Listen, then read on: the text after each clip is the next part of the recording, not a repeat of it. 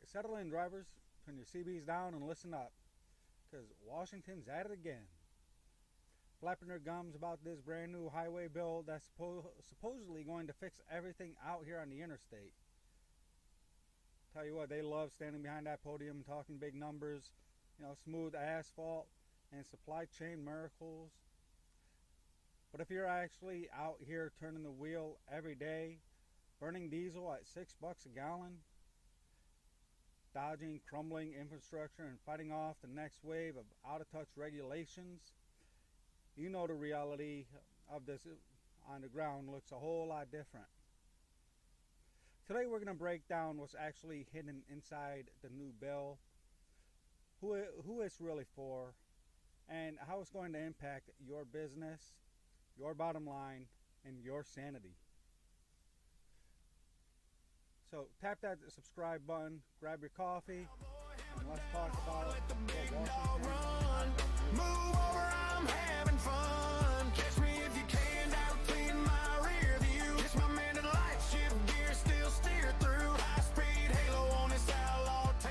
I'm a gang truck. A lot of you have noticed that the trucking industry has gotten a lot more politicalized lately in the past couple of years.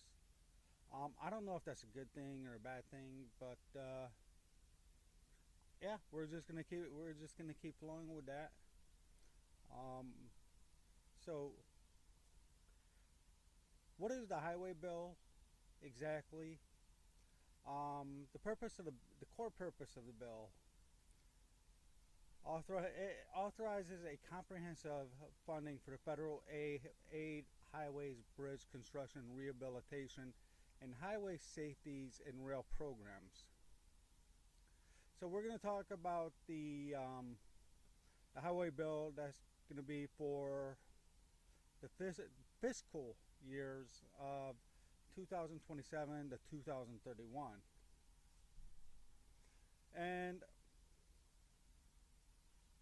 I'm going to tell you straight up. I mean, there is so much bullshit in this bill.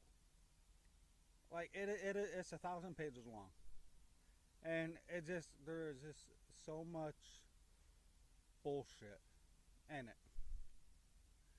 So what we're gonna do is we're just gonna concentrate on everything, on the parts that have to do specifically with trucking and truck drivers. And even with that, it's probably gonna take me about 2 or 3 videos to highlight it. But we're gonna get started. One of the first things that popped up to me on this bill is, they're setting aside money for truck parking. This bill is going to authorize an investment of $750 million over the next 5 years. That's going to be translated to roughly about $150 million a year. Specifically dedicated to constructing and expanding commercial motor vehicle parking.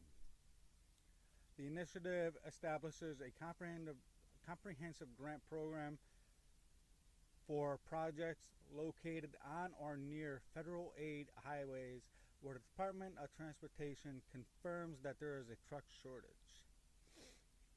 Well, goddamn. First off, I mean, the truck shortage is national. I mean, we all know this. So, from what this part reads to me is they're gonna try and triage the issue, so to speak. So, and put in places like let's take the I-80 for example. We'll use that. Like on the I-80, we all know this, that, and if you're running across Ohio, anytime after 3 o'clock, I mean, you're not finding parking anywhere. So, to me, it sounds like they're gonna start concentrating on expanding parking in that area, opposed to, say, the I-80 in Spokane, where yes, freight movement is still heavy, but it's not as heavy as it is in Ohio. So my next question is going to be is how is the DOT going to confirm where to put more parking spots? Like what data are they going to rely on? And who's doing these studies? And how much are these studies going to cost, and how much of that money is going to be taken out of this $750 million? Because I mean, I'll tell you what, they don't need to do a study. All they have to do is ask a goddamn driver. We'll tell you where we need more parking.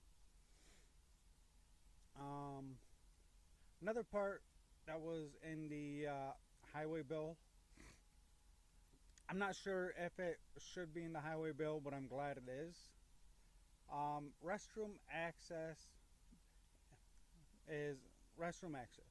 Shippers and receivers would be legally mandated to provide truck drivers with access to their restrooms during pickup and delivery operations. Additionally, marine terminals would be required to ensure adequate and accessible restrooms for their drayage drivers. I don't know if this part fits in the transportation. I think it's more warehousing in OSHA. But nevertheless, I mean, we definitely welcome that. I mean, granted, most likely a lot of shippers and receivers, they're just going to put a shit box in the fucking parking lot and call it good. But it's better than nothing, and it's a step in the right direction. Another thing another thing I think should be in the highway bill is detention. I mean, you go to some of these shippers and receivers.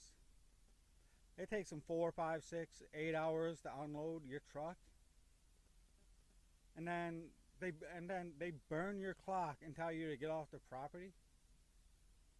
Like, that should be illegal. I mean, I think not only should there be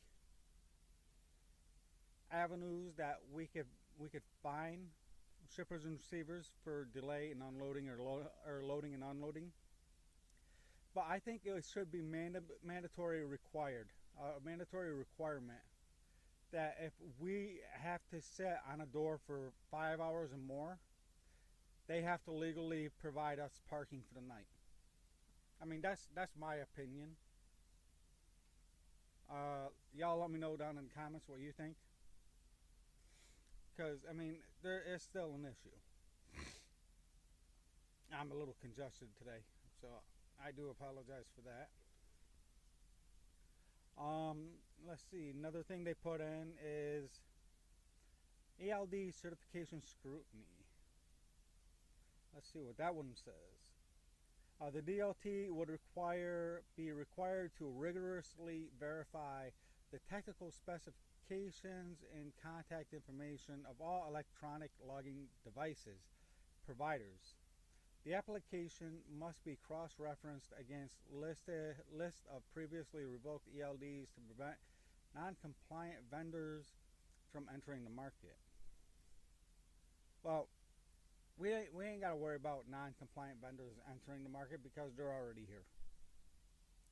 I mean, what's the term? What's the catch term nowadays? White labeling, where you got like 50, 80, 100 different ELDs that are just carbon copies of each other, but they have different names. They're already here. I mean, granted, the DOT has been cracking down on this issue a lot more often lately, and I'm seeing ELDs get revoked left and right. It's crazy. So it's about time it's welcomed for them to start cleaning that up. And to go along with that, they're also going to be cracking down on registration and community carriers. In order to combat freight fraud and double brokering, the FMCSA would gain the authority to withhold registration from any applicant failing to provide a valid, documentable plate place of business. This strict requirement would also be extended to freight brokers and forwarders. First off, I thought that was already a rule that you had to have a physical place of business. I mean, granted, there's a lot of confusion because, the FMCSA is, well, the FMCSA, in my opinion, a bunch of clowns. At least previous administrations were. It seems like this administration is starting to do more. But I thought that was funny. The FMCSA would gain authority to withhold registration. Don't they already have that authority? I mean, if they don't have the authority to withhold a registration, what authority do they even have? I mean, are they just another useless and worthless bureaucrat?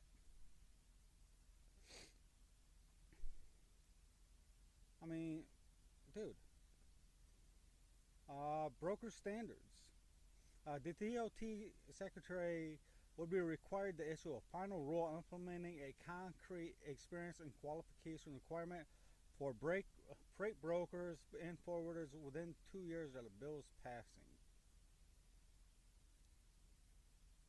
You know the DOT is going to fuck that up. I mean, let's look at broker transparency. We're still waiting for that. They keep promising us a date, and then they keep pushing it down the line. Promising a date and pushing it down. Promising a date, pushing it down. I don't see this being any different. Especially when you got the ATA mixed in the bunch. So I have no faith in that. Predatory lease-purchase protection. Dum dum dum. Now, for those of you who don't know, I am in a lease-purchase agreement. So this one kind of like, it's a little more on the eye. The DOT is directed to issue rules prohibiting predatory lease purchase arrangements. Motor carriers utilizing leased vehicles would be required to provide drivers with standardized disclosure forms that transparently outline weekly compensation, average mileage, and expected settlement deductions. Yeah, super ego. You hear that? So,